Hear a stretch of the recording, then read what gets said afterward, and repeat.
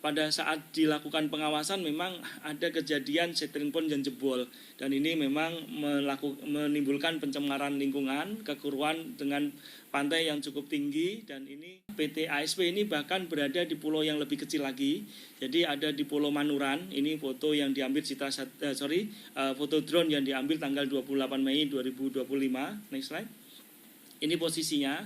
Jadi luas bukaannya 109. Memang di pulau ini lebih kecil ya, jadi hanya 743 hektar. Tentu kita bisa bayangkan kalau ini dilakukan eksploitasi, pemulihannya tidaklah terlalu gampang karena tidak ada lagi bahan untuk memulihkan.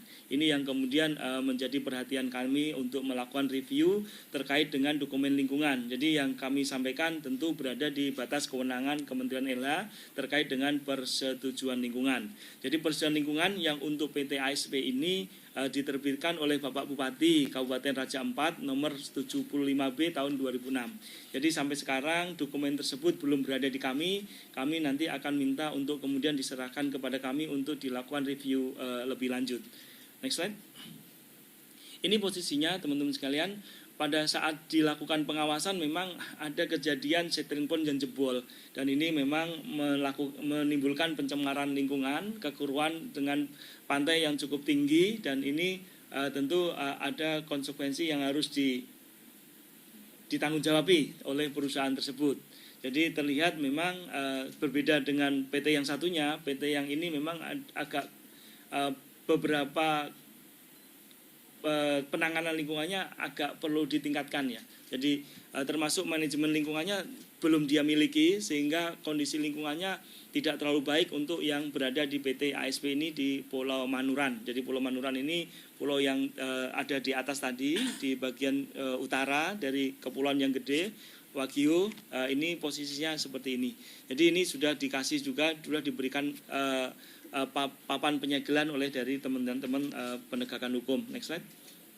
Jadi ini agak serius ini kondisi lingkungannya untuk pulau yang ada di Pulau Manuran ini, yang kegiatan penambangan nikel yang dilakukan di Pulau Manuran ini. Selain pulaunya kecil, pelaksanaannya kegiatan penambangnya kurang hati-hati, sehingga ada potensi pencemaran lingkungan yang agak serius untuk di Pulau Manuran ini. Next slide.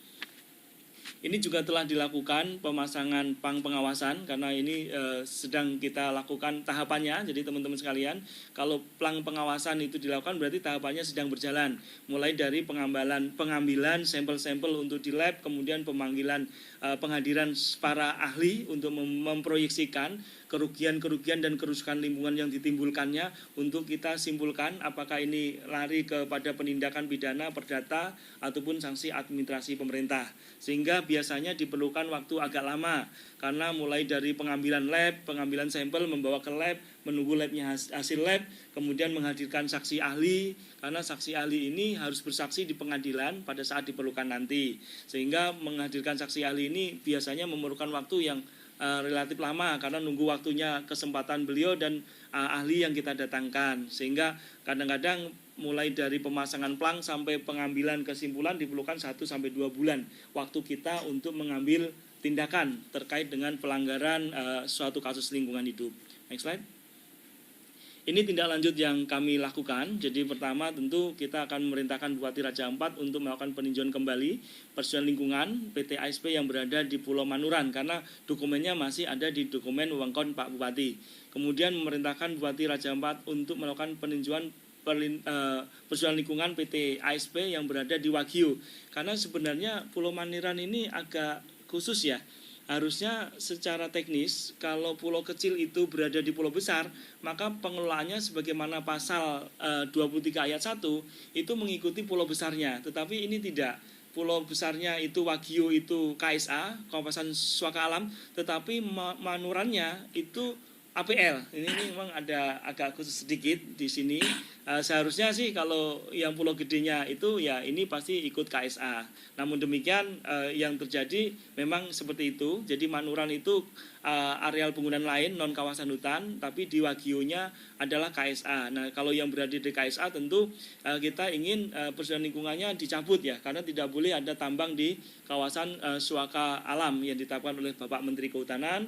Tentu persetujuan lingkungannya tidak tidak kita perkenankan ada di sana, sehingga PT ASP hanya boleh melakukan kegiatan di Pulau Manuran tadi yang kecil, itu pun bila mana sebenarnya tidak juga bisa, karena di dalam keputusan MA tadi sudah kami sebutkan sama persis, untuk pulau-pulau kecil berlaku azas yang sama. Pertama, terkena Undang-Undang Nomor 1 Tahun 2014 merupakan perubahan dari Undang-Undang Nomor 7 Tahun 2027 dan keputusan MA maupun MK.